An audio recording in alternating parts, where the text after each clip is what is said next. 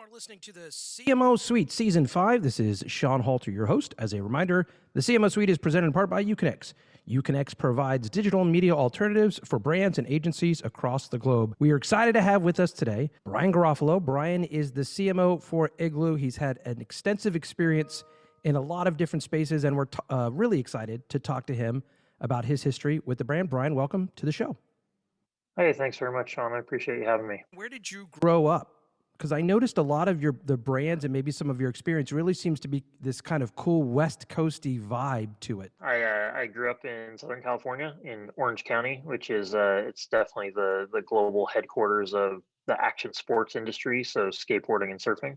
And that's where I was able to cut my teeth in the business world. Any kids in your family? Yep, I grew up with one older sister. She's about 18 months older than I am. And obviously, as I said, as we kind of started the show, that upbringing really kind of impacted your life and your lifestyle. And it seems, again, as if you've spent a great opportunity with brands that kind of give off that really cool kind of vibe. Obviously, work is work, but talk to us a little bit maybe, about how you ended up in marketing growing up there in that part of California. A lot of it is just dumb luck, being in the right place at the right time. So in Orange County, growing up when I did was definitely the birthplace and really scale of the commercial side of skateboarding and surfing. So you have a lot of the excitement and energy around the activities, the art forms, the music, the culture turn into brands. So you've got equipment and apparel and footwear. So a lot of these brands just so happen to start there. And as they get popular and turn from great ideas into, the $100 million businesses, I just so happen to be, logistically in the right place. And then that's something certainly where my heart was. Grew up as a skateboarder, absolutely loved doing it. And that's, huge influence on my life. But I was terrible at it.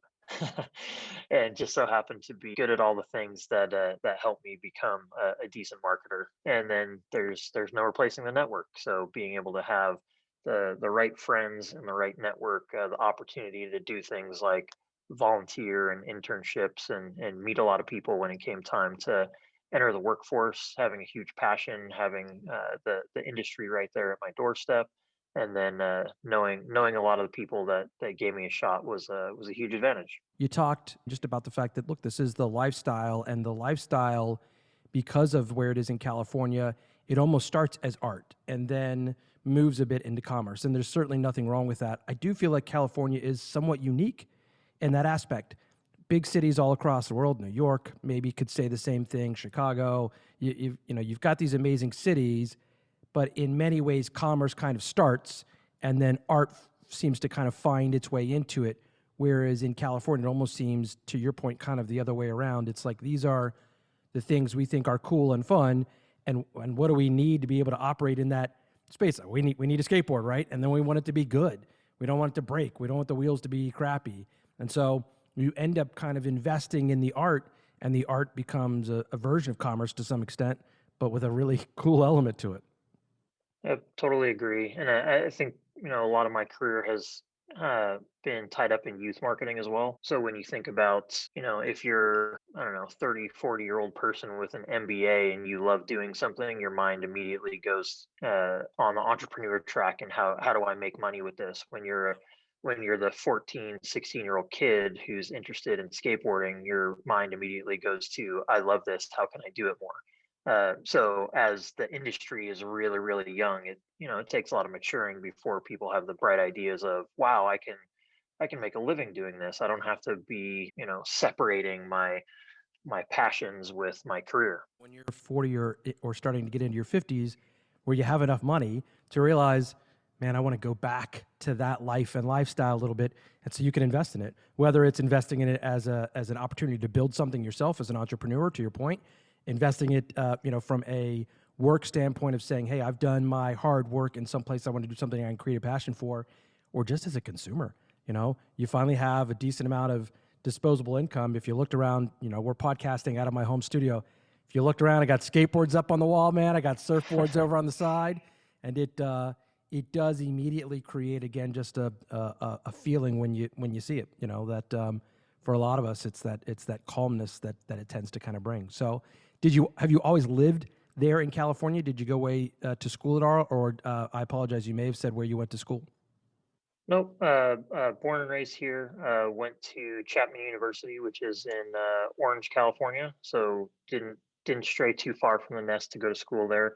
And then just had the really good fortune for for my career to travel. So I've always been able to be based here in Orange County, but been able to visit almost every continent, lots of really unique cultures all around the world, and work for global brands that have unique positions from the global point of view, and then kind of individual regional personalities as well. One of your early jobs, I believe, was with DC Shoes. So talk about that. How did you land there? What was your experience like there, and kind of what did you work on while you were there? Love DC. Today it's part of the board writers group. It was a networking activity. So somebody that I had worked with in the past and had a great experience with was running sales for the organization. At the time I was recruited there, they were about to enter into a turnaround effort. Had just gone through a change in management, and so my name came up as, hey, we really need somebody to run the brand for skateboarding. So I joined DC and did the brand communications, worked with the team, managed the team that oversaw the athletes, the content creation, content distribution, retail support, all of our general sell through activity. As a time when they were going through turnaround. So how's that different, or how is the fact that when you are in a position where turnaround is necessary, is that empowering because you kind of can't make mistakes? They want to do something different than the way that they've done it. Is that the approach that you tend to take, or is it different? Is it caution because you know that it's hard to make mistakes from your perspective? I've had some unique experiences with brands I work for where I've done both, you know, fast paced growth, but then also turnaround effort. I think it's really just two pretty significantly different skill sets. So when you're thinking about turnaround effort, it's a lot more operational focus and tactical. Like here's a very specific roadmap of exactly what we need to go do, and that takes a different type of person, a different type of energy. So a really great management team that has, experience with their hands dirty, a management team that's willing to work very, very well together, everybody be bought in on one strategy that's long term, not changing based on the direction the wind is blowing. So this is, a uh, a company that size, a turnaround doesn't happen overnight. So hey, here's a 3-year strategy and plan. Everybody hands in the middle. Let's go execute together, and we're brothers in arms in the trenches. Need a deep level of trust when you're in that situation. You need to absolutely trust everybody that's around you to make sure that everybody's focused, but on the right path or on the same path, maybe. Very very much so, and I think that's why a lot of times when you see turnaround efforts, you've got a really good leader that has a vision to go get it done, and then they call in people they've had great experience with. So not it's much more difficult to go find the recruiter and put butts in seats versus, oh, I know uh, this very talented and experienced sales leader. I'm bringing them in to go run distribution. I know this very talented logistics person who's going to run manufacturing and distribution, et cetera. We're talking about the fact that you were in an environment where you got to meet a lot of people, that you knew a lot of people, and those people end up in places, and you build that relationship up. Again, that's such an important aspect, whether you are in California or really wherever you are. It's the people that you're working with right now, the people that you run with right now. Those people don't always stay in that position. They move up. And when they move up, they want to move up with people that they trust. And so, again, it sounds as if some of those steps that you've taken along the way have been just that. I want to hit on Board Writer for just a second because you said that DC is really part of that group now. Am I correct? And, Yes. and you boomeranged. So you had been with DC for a little while, and then you did a couple other things, and then you ended up at Board Writer. Am I right? Correct. Yeah. Yeah. So it's the action sports industry had gone through quite a bit of consolidation over the last 20 years. So interesting roadmap with that organization. So you start with Quicksilver, the absolute north star of the surfing industry. they started making acquisitions to help fuel growth in the early 2000s. So DC and or Roxy was built within the organization. You've got DC as an acquisition. Then the Billabong Group was similar to Quicksilver.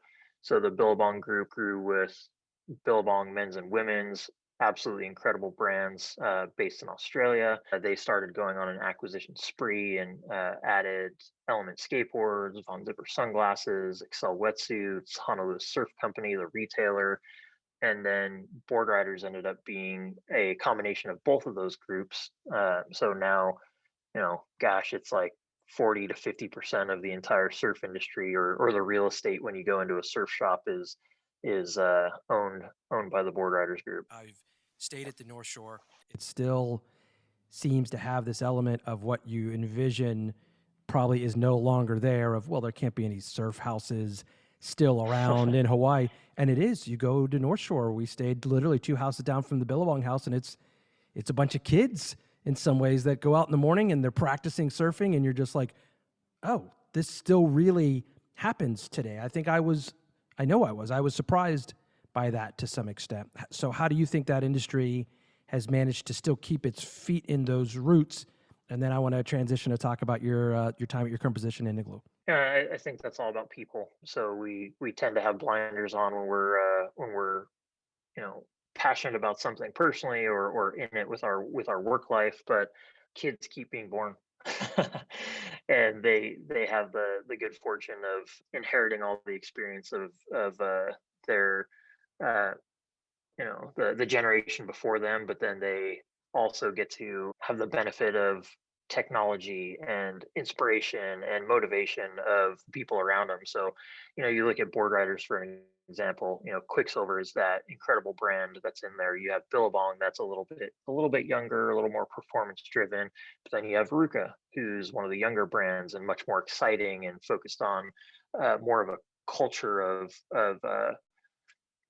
gosh, action sports, arts, general sport, combat sports, all those types of things, which is like this evolution. So your experience at the North Shore, where it's like, man, is this magic ever going to go away? No, it's only going to continue to get better and better and better because there's another 8-year-old Kelly Slater out there somewhere. Of all of the chaos that COVID has created, one of those interesting elements is it did seem to pull families back closer together.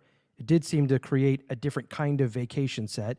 You weren't necessarily going to some 90-story, hotel somewhere that you never left. A lot of people got RVs and they just went out on the road. So I'm sure a lot of them, ended up at various beaches, across the really across the globe to some extent. So you said you didn't skateboard well. Can you surf, or were you troubled on both parts? No, as far as an athlete, I'm decent at a lot of stuff, but not going to be sponsored at anything. As you rotated out of Board Riders, then you end up over at Igloo. So tell us about how that transition happened. Yeah, this is more of a networking story. So I also ran marketing for Ruka at one point. That's the brand RVCA that a lot of your listeners might be familiar with, but may never have heard it pronounced Ruka before. A friend and mentor of mine, Brad Blankenship, was the president of Ruka. He went on to be an incredible entrepreneur, started and sold a couple different businesses. One of them that he and a partner of his had was a cooler company and sold it to Igloo. And Igloo had started a turnaround effort as well, and they're really excited about doing more brand building activity. So part of their acquisition, they put Brad at the top of their marketing organization. He was also working on new product development, and he had been talking to me for quite a while about, hey, come check out what we're doing at Igloo. We could really use somebody like you here to work on marketing activation and then own the e-commerce function. That's something I've done for 20 years as well. One thing led to another. I got really excited about the opportunity to own the e-commerce function for a brand like Igloo that had really capitalized on the opportunity, but also 75 years old, American heritage brand, just so much potential there. and then also spreading my wings a little bit. So getting more experience with larger national retailers, more diverse set of consumers, and I'm a data guy and love as a marketer, there's nothing more special than being able to create a story that compels somebody to purchase something, and then you see one of those products out in the wild and you get that really good sense of accomplishment. So love the idea of being able to do that with outside of my comfort zone with a brand like Igloo and new consumers that I hadn't had a lot of experience talking to. We worked with Pabst when the Metropolis brothers bought that brand. With that acquisition was they bought not only Pabst, but they bought a bunch of other kind of regional brands. And those brothers are smart. What they do is they buy these kind of legacy brands that maybe have not pushed themselves forward. They put a bunch of money into marketing so that they can recreate brand awareness. And if you do it the right way, which again, it sounds as if you've really headed that direction with Igloo, you can still keep that consumer that you've had, but then you pick up this whole nostalgia group, and then you pick up the kids of the nostalgia group that think it's all kind of cool again. Um, where has that path kind of been for Igloo now that you've been there for a couple of years? Yep. So I know the Pabst brand well. Definitely have some friends over there. I see a lot of parallels between the two stories. With Igloo, needed to get our operational house in order. Needed to do a whole lot of work on new product development, product line management, segmentation of product for different distribution channels. So huge tasks that have been worked on by our manufacturing teams. That's something a lot of people probably don't know about Igloo is we're actually a manufacturer. So in Katy, Texas, we have 2 million square feet of manufacturing and distribution operations. How has the brand started to kind of look at today's consumer to some extent?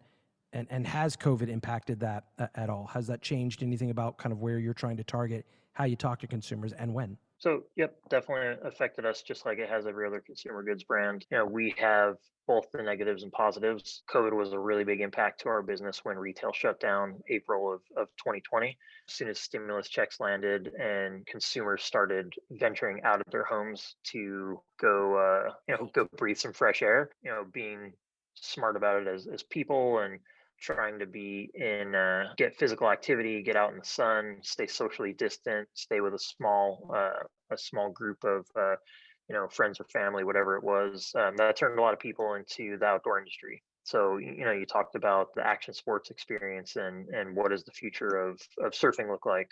This is a crazy inflection point where there's an increase in outdoor activity by 80% in 2020, and a third of all those people did an activity for the very first time.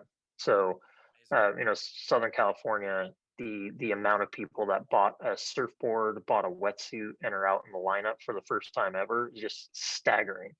So you think about the health of the industry, the health of specialty retail, and then as a consumer and somebody who loves, watching talented athletes do their thing, you think about the just from a sheer numbers perspective, the opportunity of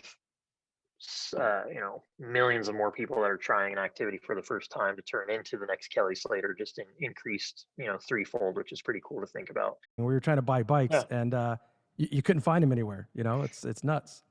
Yep, exactly. So, drawing this back to Igloo, a couple things that are interesting for us. So we operate kind of in three categories of business and product lines. So hard side coolers, uh, that stuff's through the roof. So that's your traditional cooler that the fisher, the hunter, the family going out for the beach day, sidelines of little league, the tailgate, et cetera, et cetera.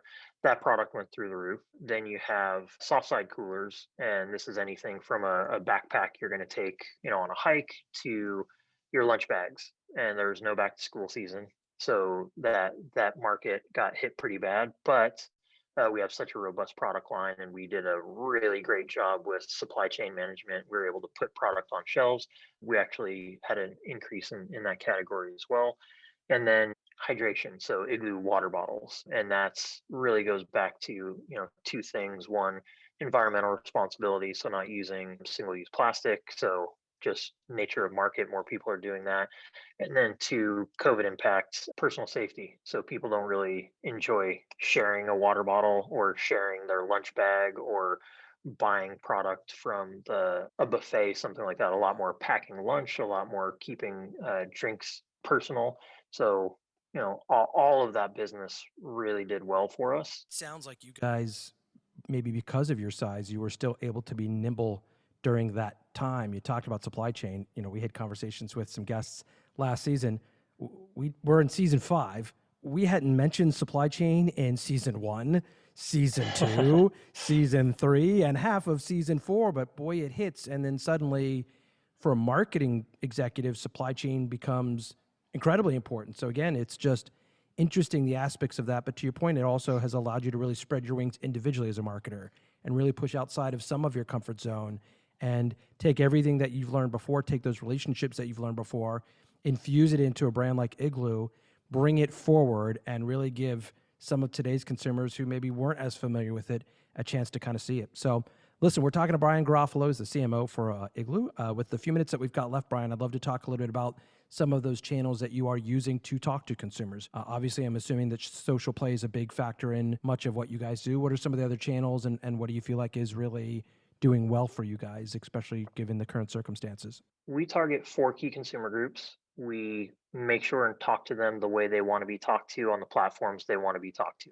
The tools that we use to communicate both ways, not just send marketing messages to, but interact with, we actually use a lot of new product development, which most people aren't going to think about when you're talking about consumer communication. But we've done a lot of work with brand positioning and really communicating who we are as a brand.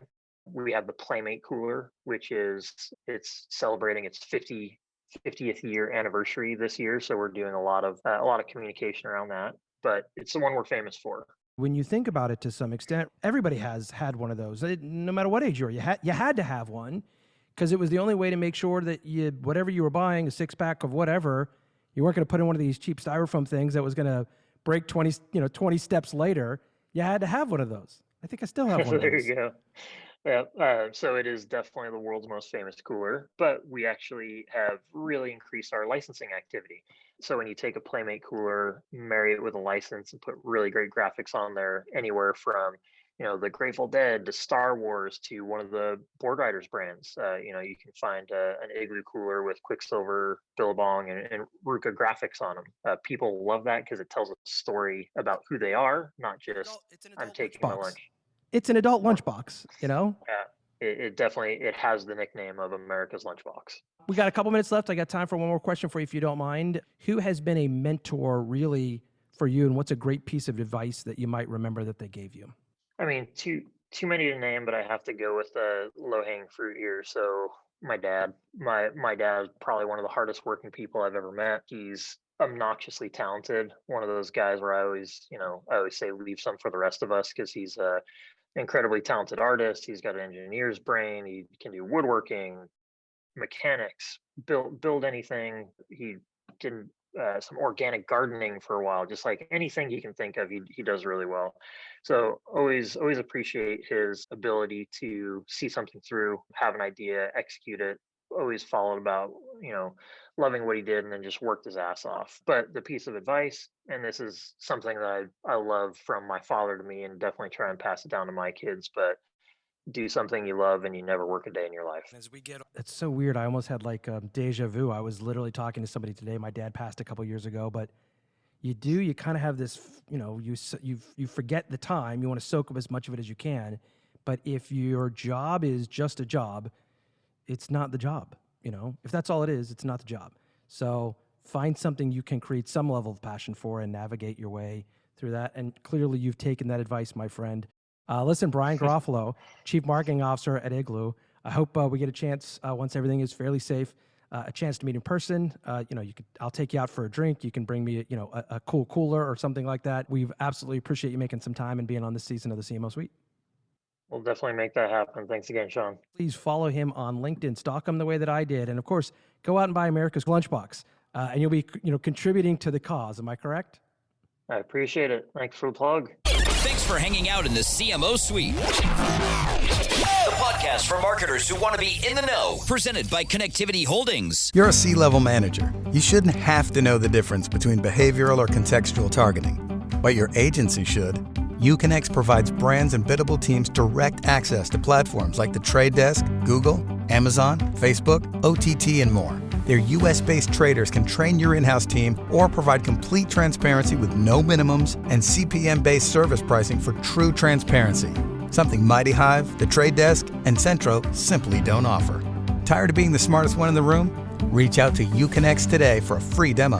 Uconnect, the world's leader in true transparent biddable media. This episode of the CMO Suite is also brought to you by Winmo. Winmo is the most comprehensive and widely used advertising database, providing an unfair advantage to media and marketing professionals nationwide. CMO Suite listeners receive complimentary trials of Winmo just by visiting winmo.com/CMO Suite.